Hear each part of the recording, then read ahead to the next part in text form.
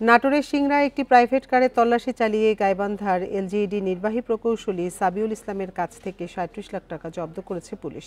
পাশাপাশি গাড়িটি জব্দ করে ওই প্রকৌশলীকে জিজ্ঞাসাবাদের জন্য থানা হেফাজতে নেওয়া হয়। বৃহস্পতিবার মধ্যরাতে নাটোর বগুড়া মহাসড়কের চলনবিল গেট এলাকায় চেকপোস্টে গাড়িটি জব্দ করা হয়। এই ঈদে জামা জুতো অ্যাক্সেসরিজের ডিসকাউন্ট। পুলিশ জানায় রাতে চেকপোস্ট বসিয়ে বিভিন্ন যানবাহনে তল্লাশি চালাচ্ছিল পুলিশ। এ সময় গাইবান্ধা থেকে আসা রাজশাহীগামী একটি প্রাইভেট কারে তল্লাশি চালানো হয়।